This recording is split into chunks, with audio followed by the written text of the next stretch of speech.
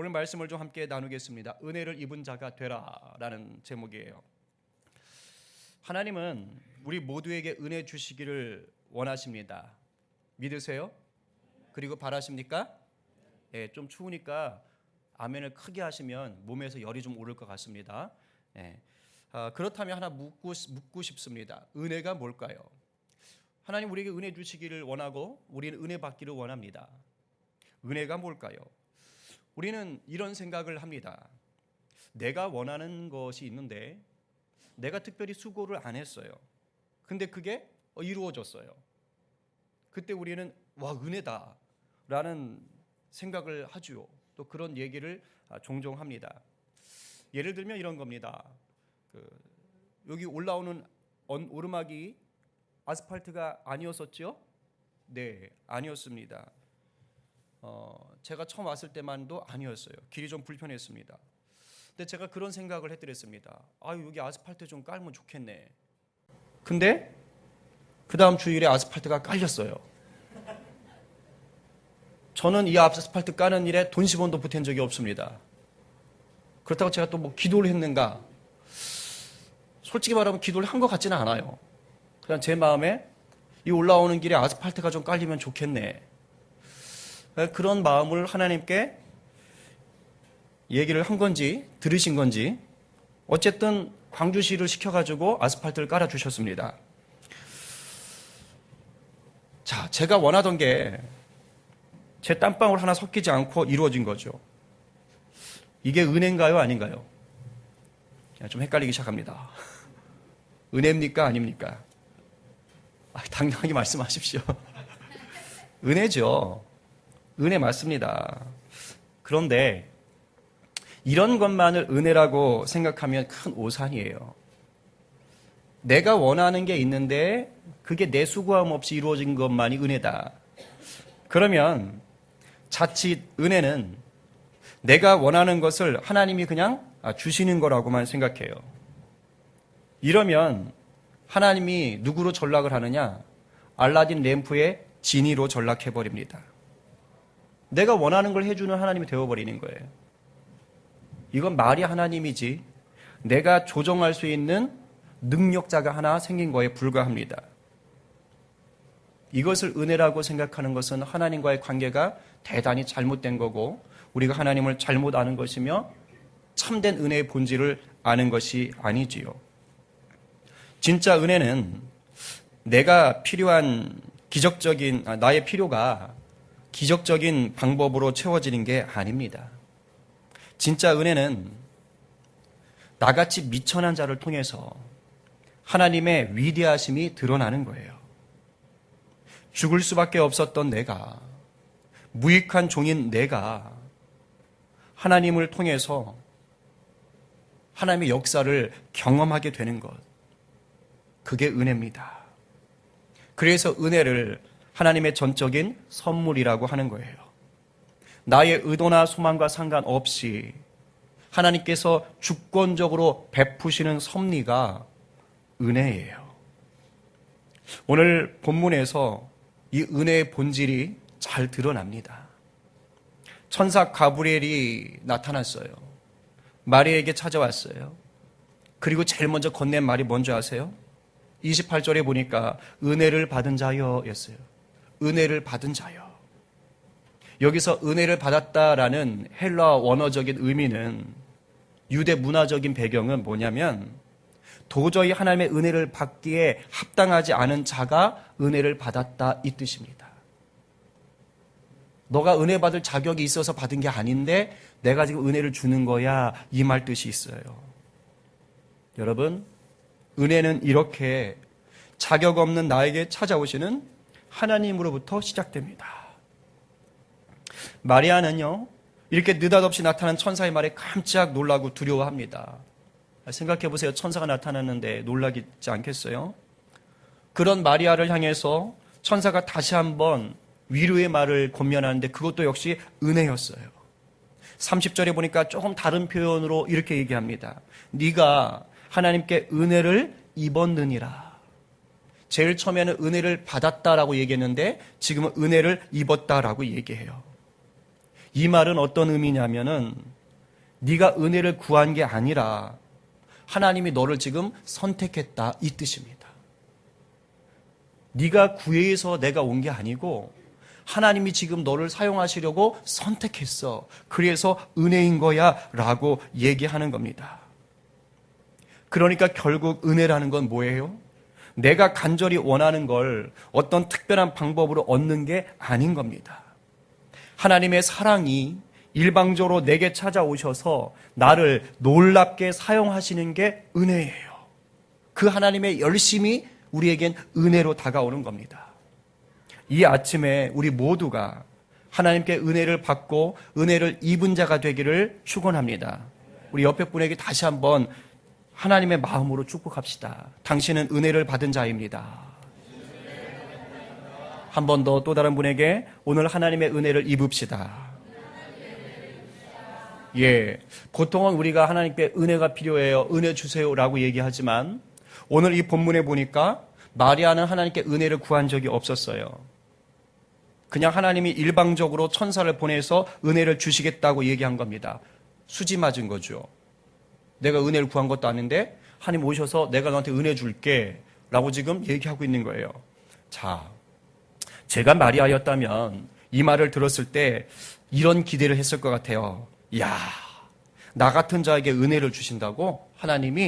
하나님께서 나를 선택해 주셨다고? 기분 좋네. 그러면 이제 곧 내가 결혼을 해야 되는데 야, 요셉과 결혼식을 할 때 궁전에서 하게 하실까? 아니면 신혼여행을 유럽으로 보내주실까? 이런 생각을 했을 것 같대요. 제가 좀 속물적인가요? 뭐 그랬을 것 같아요. 뭐 결혼을 이제 준비해야 되는 기간이니까.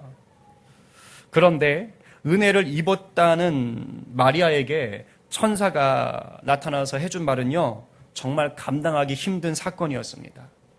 뭐냐면 아기를 가질 거랍니다. 아들을 낳을 건데 이름을 예수라고 아예 지으라고 이름까지 알려줘요. 근데 한술 더 뜹니다. 그 예수라는 아기는 장차 다윗 가문의 왕이 되고 지극히 높은 이의 아들이라고 불릴 거라고 얘기해요. 하나님의 아들이라 불릴 거라는 얘기입니다. 그냥 얼핏 들으면 정말 멋진 말이죠. 가슴 두근두근한 말이죠. 왜요? 좋은 말이잖아요. 근데 지금 이 말이 마리아에겐 끔찍한 말입니다. 만약에 마리아가 요셉과 결혼식을 올린 후에 이 얘기를 들었다면 태몽이다. 이렇게 생각할 수가 있어요. 뭔 말입니까? 장차 네 아들이 이 나라의 대통령이 될 거다. 이 말이거든요. 그러니까 결혼하고 나서 천사에게 이 말을 들었다면 야호, 태몽 꿨네. 아들아, 너는 귀할 거야 하면서 생각해 볼 수 있겠죠.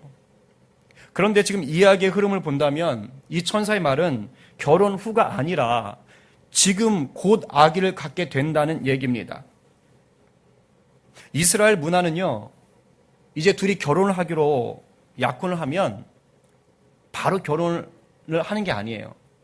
어느 기간 동안은, 일정 기간 동안은 신부와 신랑 될 사람이 떨어져 지내야 돼요. 그래서 신부는 일종의 신부 수업을 받는 겁니다. 마음을 준비하고 몸을 준비하는 겁니다. 그래서 친정에 머물러 있어야 돼요. 지금 마리아가 그 기간에 있는 겁니다. 혼자서 결혼을 준비하며 독수공방하고 있는 시간이에요. 그래서 마리아가 놀란 거예요. 34절에 나는 남자를 알지 못하니 어찌 이 일이 있으리까 물은 거예요. 이게 무슨 말이냐면 저는 남자랑 성관계를 가진 적이 없어요. 근데 어떻게 아기를 가질 수 있습니까? 라고 묻는 겁니다. 지금 마리아가 결혼식을 하기도 전에 만약에 임신을 하게 됐다. 그러면 사생아를 갖게 되는 겁니다. 이건 당시 유대 문화로 본다면 돌에 맞아 죽을 음란죄입니다. 그러니 마리아에게 지금 이 천사의 말이 은혜로 들려지겠어요? 천사는 은혜라고 하지만 마리아는 무슨 저주처럼 들리는 겁니다. 근데 여러분, 하나님께서 은혜를 베푸시는 방식이 이와 같아요. 하나님은 이런 식으로 하나님의 역사를 많이 드러내십니다. 지금 마리아는 그 역사의 통로로 선택된 거예요. 그래서 은혜가 되는 거예요. 비록 당장 눈앞에 펼쳐질 상황은 비극처럼 보입니다. 하지만 결과를 놓고 보면 은혜도 이런 은혜가 없는 거예요. 이 땅의 구원자가 되시는 예수님이 자기 몸을 통해서 태어나셨잖아요. 전 세계에서 딱 한 명밖에 없는 겁니다. 은혜도 이런 은혜가 어디 있어요? 하나님의 특별한 은혜가 이런 식으로 찾아오는 거예요. 우리도 살다 보면 예상치 못한 일들을 당할 때가 많이 있습니다. 내 생각과는 영 다르게 내 인생이 막 흘러갈 때도 있어요. 그런데 지내놓고 보면 바로 그때가, 바로 지금이 하나님의 은혜가 임한 시간이고 임하고 있는 시간인 줄로 믿으시기 바랍니다. 제가 아는 선배 한 분이 계세요. 이분이 한때 우리나라에서 최고 기업인 삼성에서 근무했습니다.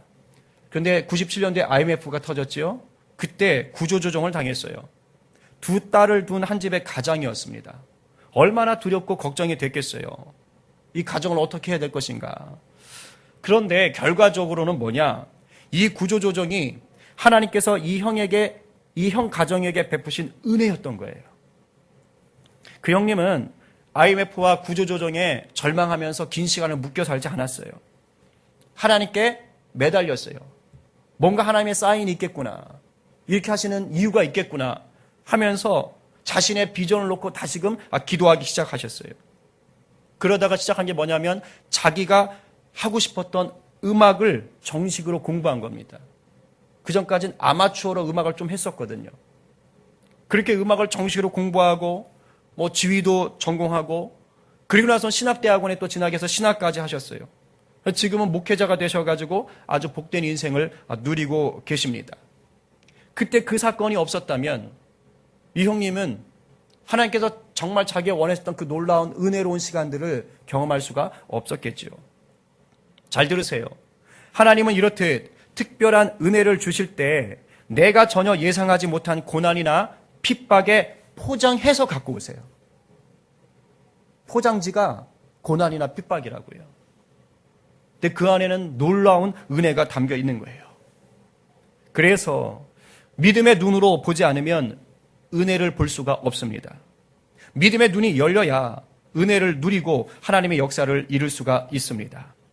마리아는 감당하기 힘든 일을 겪게 되었지만 그것이 은혜를 입은 거라는 걸 믿었을 때 놀라운 고백을 하게 됩니다. 정말 중요한 말씀이지요. 우리 38절 말씀, 우리 스크린을 보면서 한번 큰 소리로 나의 고백이려니 하고 선포하겠습니다. 시작. 주의 여정이오니 말씀대로 내게 이루어지이다. 아멘. 주의 여정이오니 자기를 종으로 낮추는 거예요. 겸손하게 나가는 거예요. 그리고 말씀대로 내게 이루어지이다 라고 고백한 겁니다. 여러분 잘 들으십시오. 하나님 우리에게 은혜 주시기를 정말 원하세요. 그러나 하나님께서 은혜를 베푸시려고 해도 내가 믿지 않고 거절하면 누릴 수가 없습니다. 마리아는 하나님의 은혜를 베푸시려고 할 때 아멘으로 받은 거예요. 말씀대로 내게 이루어지이다. 두 글자로 줄이면 아멘 아닙니까? 아멘으로 지금 받은 겁니다. 하나님의 말씀은 능하지 못함이 없다 라고 천사가 말할 때에 그것을 전적으로 믿고 순종한 거예요. 이 천사의 말은요 그냥 듣기 좋으라고 하는 멘트가 아니었습니다. 아브라함의 아내 사라가 아이를 갖지 못하는 것에 대해서 천사가 얘기했을 때 피식 웃어버렸지요. 그때 천사가 얘기하는 거예요. 하나님에게 능하지 못함이 없다. 오늘 그 사가랴 아내 엘리사벳이 또 세례 요한을 잉태했을 때에 그것을 예로 들면서 네 사촌 엘리사벳도 아기를 가질 수 없다고 했던 여인이었다. 그런데 아기를 지금 가졌지 않느냐. 하나님의 말씀에 능하심이 없다. 이렇게 지금 얘기하고 있는 겁니다. 그것을 지금 마리아는 아멘으로 받은 거예요. 오늘 우리도 마리아처럼 전적으로 믿고 순종할 때에 놀라운 은혜를 누리게 될 줄로 간절히 축복합니다. 그렇다면 하나님께서 우리에게 은혜를 베푸시려고 할 때 우리가 어떠한 태도를 가져야 내게 주시려는 그 은혜를 온전히 누릴 수 있을까요? 오늘 본문에서 그 영적인 진리가 세 가지로 등장하고 있습니다. 잘 들으시고 지금 우리에게 부으시려는 주님의 은혜를 풍성히 누리고 나누게 되기를 간절히 축복합니다. 첫 번째는 뭐냐? 이해할 수 없을 때라도 하나님을 의심하지 않아야 은혜를 누릴 수가 있어요. 이건 지적인 영역입니다. 지적인 영역. 이 본문 앞에 보면 세례 요한의 아버지 사가랴에게 천사가 나타나서 네가 아이를 갖게 될 것이다 라고 예언을 해줍니다. 그런데 이 사가랴는 제사장이에요. 당시로 말하면 목사님 정도 됐겠지요. 그런데도 불구하고 천사의 예언을 의심합니다. 너무 잘 알아서 그랬을까요? 의심을 해요. 그런데 이 일로 하나님은 사가랴 입을 닫아서 벙어리가 되게 하십니다. 누가복음 1장 20절에 이렇게 써 있어요. 보라, 이 일이 되는 날까지, 아기가 태어난 날까지 내가 말 못하는 자가 되어 능히 말을 못하리니 이는 네가 내 말을 믿지 아니함이거니와 때가 이르면 내 말이 이루어지리라 하더라. 말을 믿지 않으니까 말을 못하게 만들어 버리신 거예요. 오늘날은요, 예수님 당시보다 사람들이 더 이성적인 사람이 되었어요. 계몽주의 이후에 인간은 철저히 이성적인 사고를 해왔어요.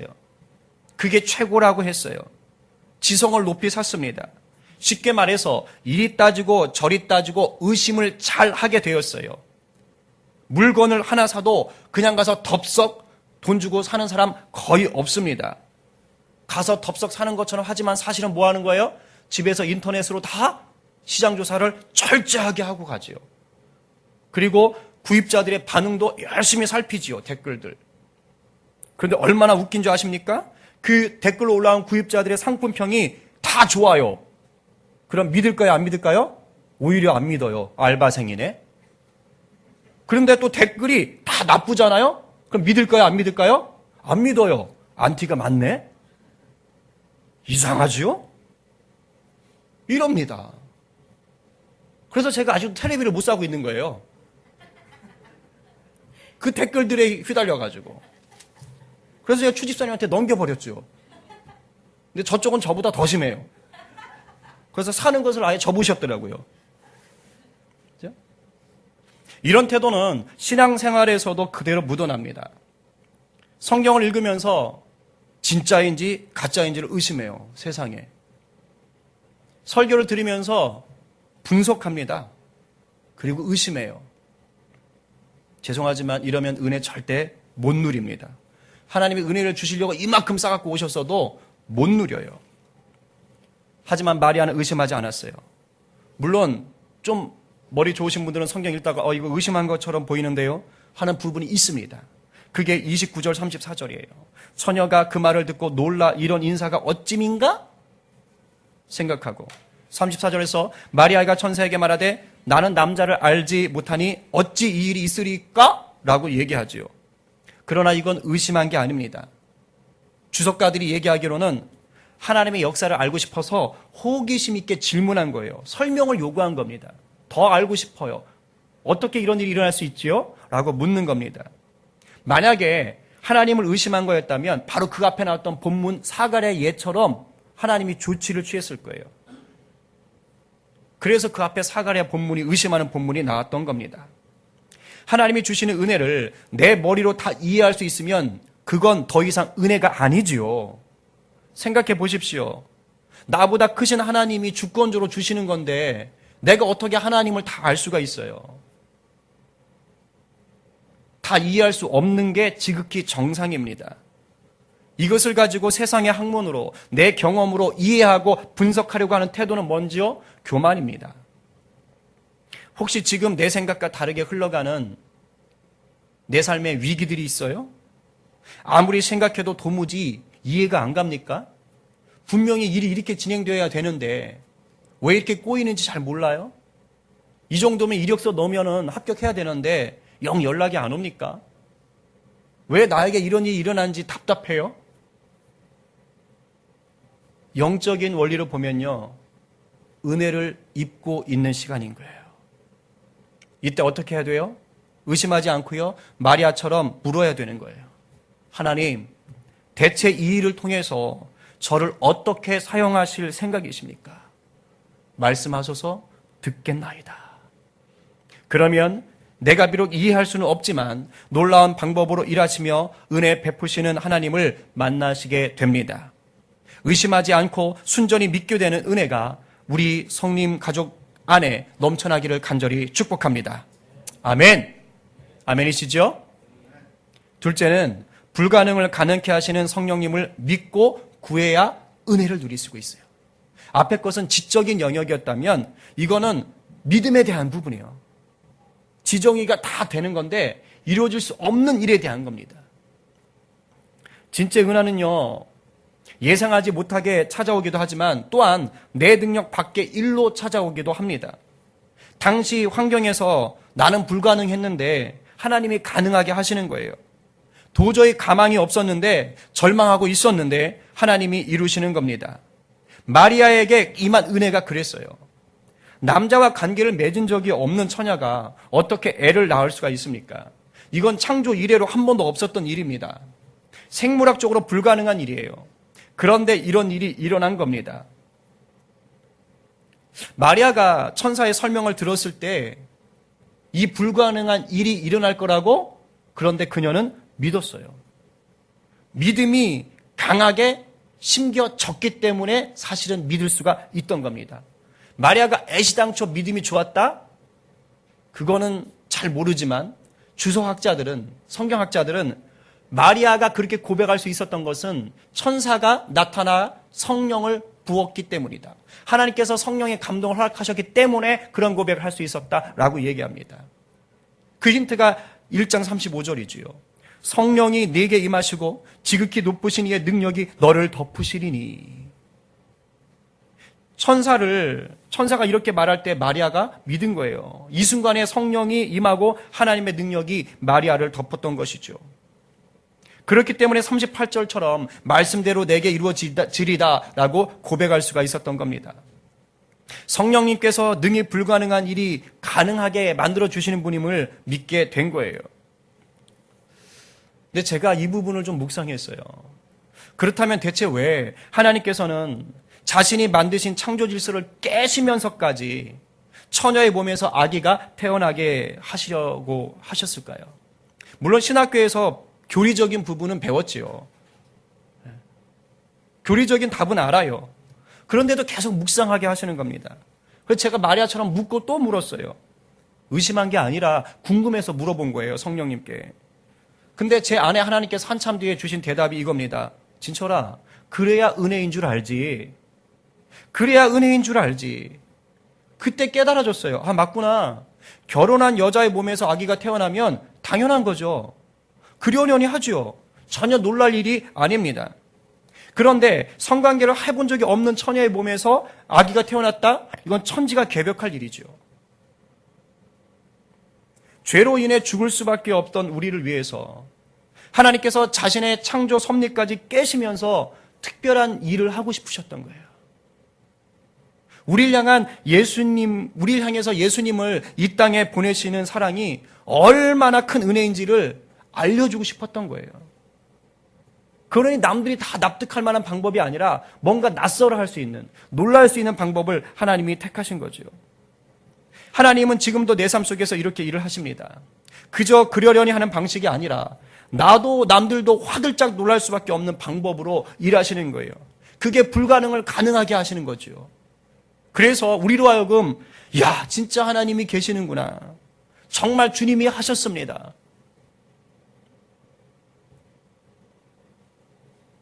그제 어제 김유정 집사님이 밤늦게 오고 어제 하루 종일 해서 저 아내를 다 꾸미시더라고요. 혼자서 페인트 칠하고 뭐 칼질하고 창고에서 매트 끈에다가 막 나 무슨 전쟁이 일어나는 줄 알았어요. 막 우당탕탕탕 하면서. 그래서 또 깔고 조립하고 깜짝 놀랐어요. 저 사람의 정체가 도대체 뭘까? 제법 그럴싸하게 방을 꾸며놨더라고요. 그래서 제가 밤에 감사합니다라고 카톡을 보냈더니 대답이 굉장히 싱겁게 왔어요. 주님이 하셨습니다.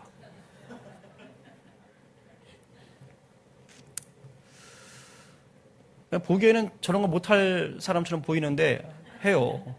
제 기준에서는 불가능을 가능하게 하시는 분이에요. 우리 삶에 이런 일이 많이 일어납니다. 제가 이곳 성령교회 온 것도 불가능을 가능해 하신 하나님의 은혜인 줄로 믿습니다. 아니에요? 저는 제가 이곳에 올 수 있는 자격이 안 됩니다. 두고두고 감사해요. 눈물이 나요. 하나님이 이런 식으로 우리 가운데 큰 은혜를 베푸신 줄 믿으시기 바랍니다. 우리 모두가 불가능을 가능하게 하시는 성령님을 믿고 구하시기 바랍니다. 그럴 때 우리를 통해서 하나님의 역사가 드러나고 우리가 예수님을 증거하는 복음의 통로가 될 수 있는 줄로 믿습니다. 셋째는 마지막이에요. 고난과 핍박도 각오하는 믿음의 눈이 떠져야 은혜를 누릴 수 있어요. 이게 하이라이트죠. 서두에도 말했지만 지금 이 사건은요, 마리아가 목숨을 잃을 수도 있는 상황입니다. 마리아도 이 상황을 잘 알고 있어요. 그런데 이 사실을 알면서도 뭐라고 고백한 거예요? 말씀대로 이루어지이다. 외치는 겁니다. 이게 제정신입니까? 우리가 생각할 때는요, 제정신이 아닌 것 같아요. 미친 X입니다. 그런데 잘 들으십시오. 바로 이게 성령님이 나를 꽉 붙잡고 계실 때 나타나는 정신인 거예요. 이게 바로 천국 시민권을 가진 자들의 정신 세계인 겁니다. 성령이 함께 하시고 믿음의 눈이 열리면 이렇게 고난과 핍박도 두려워하지 않게 돼요. 왠지 아세요? 이 세상보다 좋은 천국의 비밀을 알아버렸기 때문이에요. 우리의 믿음의 선배들도 그랬습니다. 사도 바울을 보십시오. 에베소에서 이제 예루살렘으로 올라가기 전에 그 교회 장로들을 모아놓고 이렇게 말하는 장면이 있어요. 참 가슴 뜨거워지는 장면이지요. 성경을 한번 같이 읽어볼까요? 오직 성령이 시작.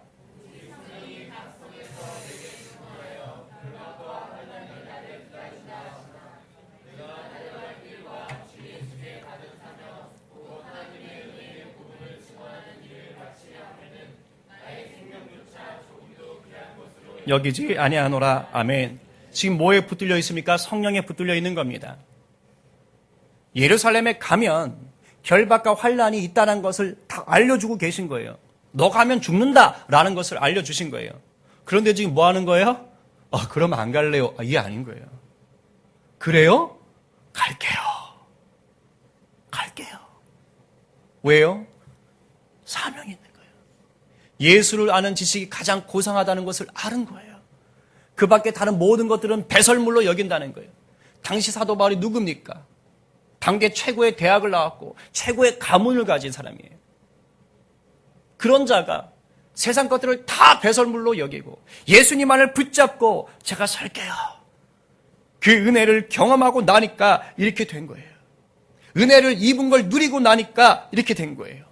성령님이 임해서 능력이 덮여지니까 이런 고백을 하게 된 겁니다. 제가 며칠 전에 어느 집사님의 간증을 들었어요. 우리 교회 분은 아니십니다.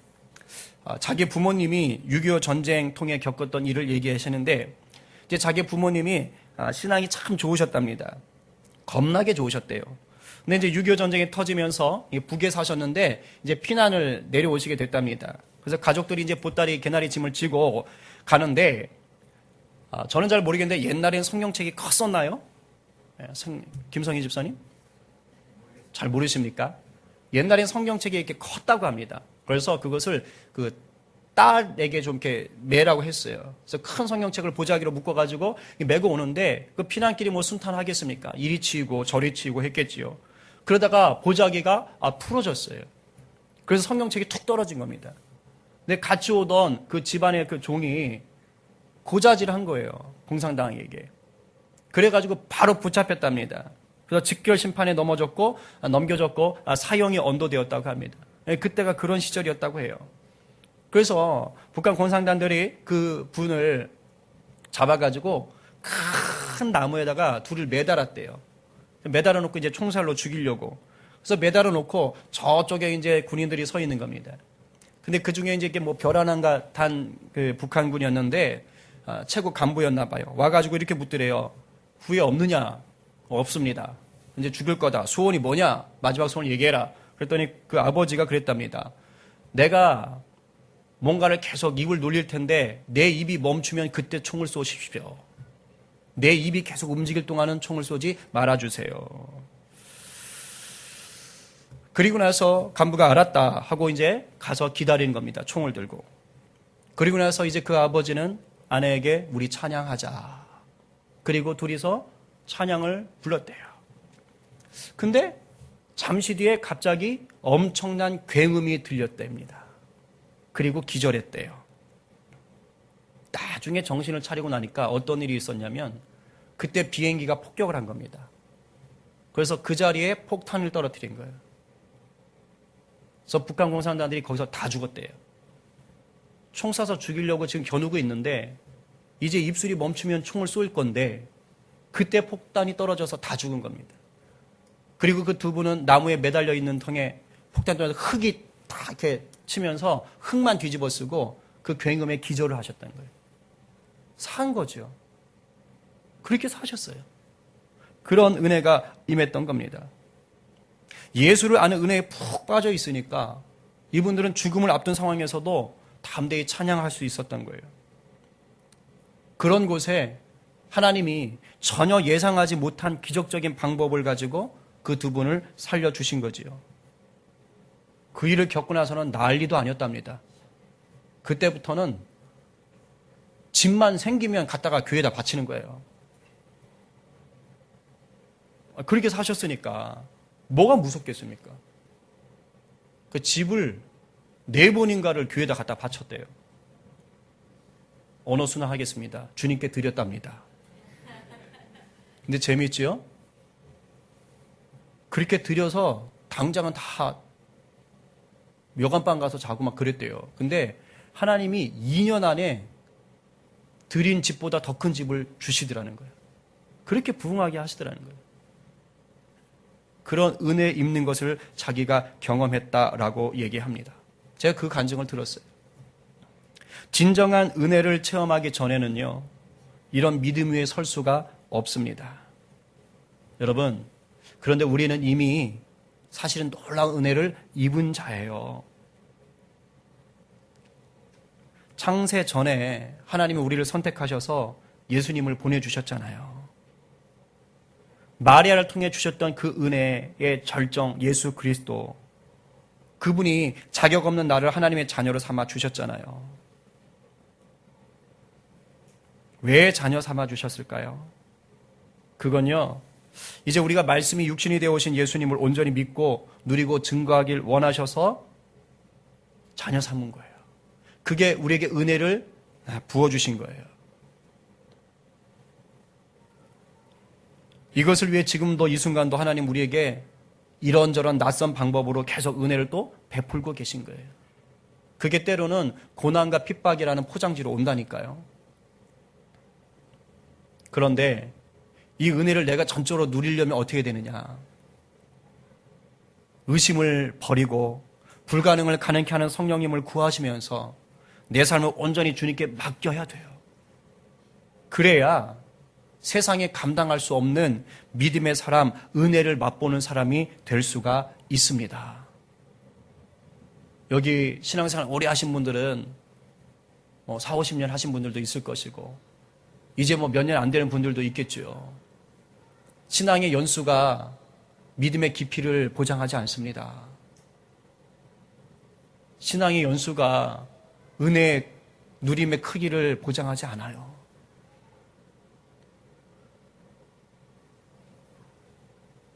하나님의 은혜 주시기를 간절히 원하는데 받아 누리셔야죠.